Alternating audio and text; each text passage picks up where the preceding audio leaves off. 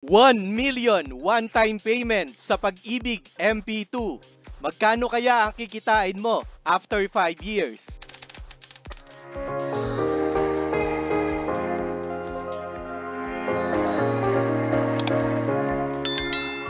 Ito ang dividend rate na na-declare ng Pag-ibig sa nakaraang 5 taon. Noong 2018, nakapag-declare sila ng 7.41%. Noong 2020 naman, pandemic, nakapag-declare sila ng 6.12%. At tumataas ito noong 2022, kung saan nakapag-declare sila ng 7.03%. Gamitin natin ang data na ito para makabuo tayo ng average rate sa nakaraang 5 taon. I-add natin sila at i-divide natin sa loob ng 5 taon. Makakabuo tayo ng 6.76%. Ito ang gamitin natin na dividend rate sa ating sample computation. Ito ay sample lamang, hindi ito ang guarantee na matatanggap natin taon-taon kasi paiba ng paiba ang dividend rate ng Pag-ibig. Kung mas mataas sa 6.76%, aba, mas pabor sa atin. Siyempre, mas malaki ang makukuha natin ng income. Pero kung mas mababa sa 6.76%, medyo mababa ang makukuha natin na dividend rate noong taon na ito. Ilagay na natin dito ang 1 million pesos na time deposit mo sa Pag-ibig MP2. Ibig sabihin, 1 million natin siya i-invest for 5 years sa ating Pag-ibig MP2. Gamit ang 6.76% na nakuha natin na dividend rate kanina sa ating computation, again kapeso, ito ay estimated lamang. Kasi kung mas malaki dito ang magiging dividend rate, syempre mas malaki ang kikitain natin sa Pag-ibig natin. So ngayon, nagsimula tayo ng November 2023 sa ating investment. So ibig sabihin, sa buong 2023, hindi natin makukuha muna ang buong dividend rate for that year. Ang tawag natin dyan ay prorated dividend muna. Ano yung entitled month? So ibig sabihin, yung November at December, yan pa lamang entitled tayo sa Pag-ibig dividend rate. So ibig sabihin, November at December, 2 months lamang muna ang magiging dividend income natin. Paano natin yan ngayon i-compute? So yung 1 million pesos na tinime deposit natin times yung dividend rate times 2 months, i-divide natin yan ngayon sa 12 months. Ito ngayon ang kikitain ng ating 1 million deposit sa first year ng paghuhulog natin. Kaya sa end ng 2023, ang magiging total value ng ating investment, 1 million plus dividend income ay 1,011,266 pesos. Biruin mo, in 2 months kapeso, yung 1 million mo lumago agad ng 11,266. Ngayon, pagpasok ng 2024, isang buong taon na ang gugugulin ng pera natin. Magpapahinga siya. So, ang gagamitin na natin ngayon na total money mo ay 1,011,000 na. Hindi na yung 1 million kasi may 11,266 ka na nakinita. Yung dividend rate natin, sample ulit, ito kapeso, gamitin na natin yung 6.76% ulit. Pero paiba-iba ang dividend rate ni Pag-ibig kapeso ha. Minsan mataas, minsan medyo mababa ng konti. Okay lang yan kapeso. Tuloy-tuloy tayo sa paghuhulog. Ngayon, kung nung unang taon ang entitled month natin ay 2 months lamang, ito January na siya magsisimula hanggang December. Ibig sabihin 12 months na. Katulad ng 2025, 26, 27, 12 months din. So ilagay ko na siya dito na 12 months. Magkano ngayon ang magiging dividend income mo? Ang dividend income mo ay 1,011,000 times sa dividend rate, times mo ngayon sa 12 months, divide 12 months ulit, 68,361 pesos na kinita mo kapeso. Or simply, kung gusto mo ng mas madaling formula, ito lang yan, yung total savings mo times dividend rate. Bakit hindi na natin sinama yung entitled months? Kasi entitled months na 12 months, divide 12 months, equal to 1 lang din yan. Kaya ang total money mo ngayon, end ng 2024, yung total savings mo at the start, plus yung dividend income mo, 1,079,000 pesos na ang pera mo, kapeso. Yan ngayon ang panimulang pera natin ng January 2025. Ganun ulit ang computation natin. Pero ngayon, mas malaki na ang dividend income mo, kapeso. Kasi yung total savings mo, yan na yung starting capital natin. Kaya 72,000 na ngayon ang dividend income mo. I-compute natin ngayon magkano na ang total mong pera. 1,079,000 plus 72,000, 1,152,000 na. Yan ngayon ang panimula natin ng 2026. Same pa din ang computation ng dividend income, naging 77,000 pesos na agad, kapeso. Magkano na ang pera natin? 1.23 million pesos na, palago ng palago. Syempre, by the start of 2027, yan na yung panimula natin pera. Mas malaki na siguro talaga dividend mo nito, kapeso. 83,000 pesos na. Magkano ngayon ang total money mo, kapeso? 1,313,000 pesos agad, kapeso. Yan yung panimula natin na pera sa start ng 2028. Ito na yung last year na maghuhulog tayo sa ating or aabangan natin yung maturity ng MP2 natin. Kasi matatapos yan ng October 2028 less nung November 2023. Sakto, naka 60 months na tayo ngayon, kapeso. Pero paano natin i-compute ngayon yung dividend income? Kasi 10 months na lang ang nalalabi. Bibig mo January hanggang October, 10 months yan. Hindi pwedeng 12 months din ang makukuha mo na dividend. Kasi ikukunin na natin siya by the start of November na nag-invest tayo. So ngayon, ipo-prorate ulit natin siya, kapeso.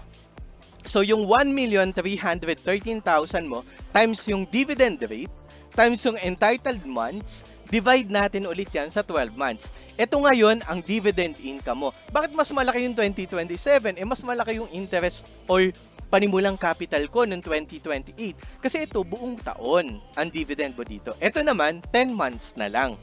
Kaya ngayon, yung 1 million pesos mo, nung natapos tayo ng October 2028 or after 60 months ng pag-aabang natin sa ating 1 million pesos, 1,387,717 pesos, kapeso ang kinita ngayon. Oy, ito yung kabuuang savings mo kasi ang kinita mo ay 387,717 pesos. Magkano yan in terms of percentage?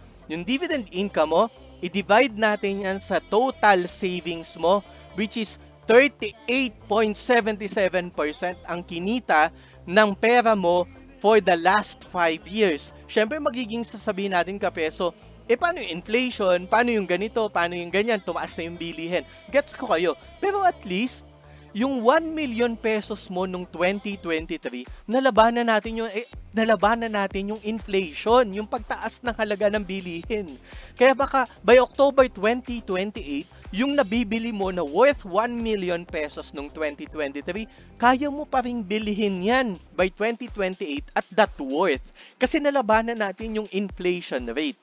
Ngayon, kapeso, minsan, sa loob ng 5 taon na paghuhulog natin, minsan nagkaka-extra money tayo. What if naghuhulog ka ng 1 million ng 2023, pero gusto mong dagdagan ng 2026? Pwede yan, kapeso. Gawin natin. Sample lang ito, kapeso. Halimbawa, may one-time deposit ka ngayon na 1 million. Yan talaga yung plano natin. Kasi, ito yun, katulad ng total money, o ito yung buong kikitain natin sa loob ng 5 taon. Kaso, kapeso, sabi mo, by the start of the year or every January, parang gusto kong magdagdag. Gusto ko lang naman na magdagdag kasi may extra money ulit ako. Bukod doon sa 1 million, nagkaroon ako ng bonuses, nagkaroon ako ng extra money after holiday. So, gusto ko sanang dagdagan ng 50,000 ng January 2024. Pwede yan, kapeso. Tingnan mo, mas tumataas yung total money mo. Mas tumataas yung dividend income mo ngayon, kapeso. By January 2025, sabi mo, ay, ayoko muna magdagdag. Okay na ako sa naging pera ko. 2026, nagkapera ka na naman. Sabi mo, dagdag ako ng 100,000 pesos. Tumataas ulit ngayon ang dividend income mo, kapeso. This January 2027, sabi mo, may 10,000 ako, idagdag ko. Pwede ba yon? Oo, kapeso. Pwede yan. By January, idagdag mo yung 10,000. Sabi mo ngayon, stop ka na. nakaipon ka ng 1,160,000. Magkano ang naging dividend income mo? 428,000 pesos. Kaya ang total na mawi-withdraw mo ay 1,588,000 pesos kapeso. Bili mo tumaas pa siya. Kasi nga nagkaka-extra money tayo from 1.38 million naging 1.58 million pesos. Kasi nagkaka-extra money tayo, sayang din ang kikitain. Kaya ihabol na natin sa ating dividend income kapeso.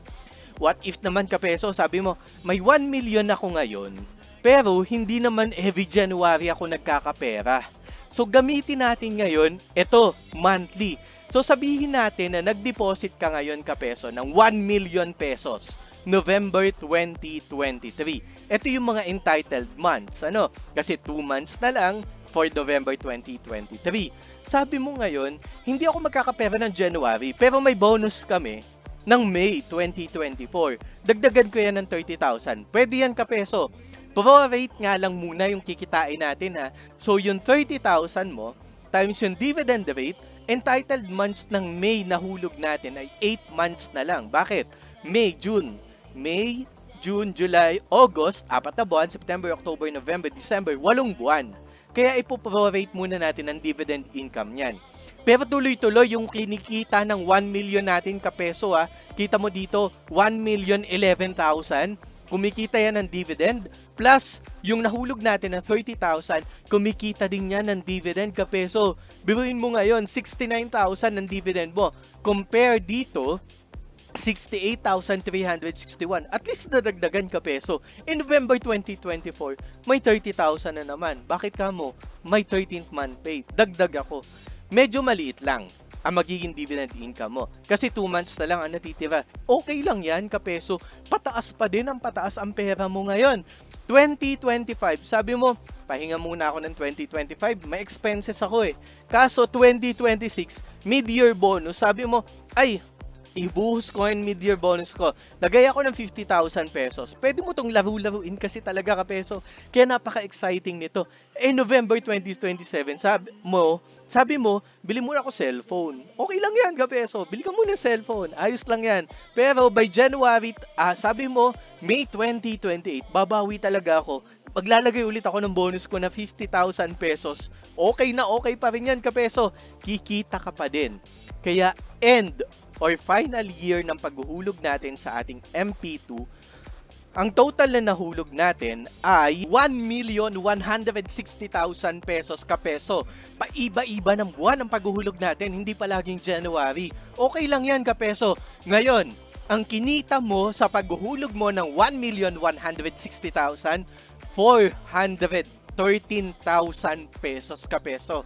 Kaya ang makukuha mo na pera, 1,573,898 pesos kapeso after 5 years. Excited ka na ba na maghulog ngayon sa Pag-ibig MP2? Make your one-time deposit at abangan mo ang paglago ng pera mo. O baka gusto mo kapeso, another testing, yung mas malaki. Baka may mas malaki kang na itatago dyan sa bangko. Baka gusto mo i-try. Comment down below and then gagawa tayo ng sample computation for you.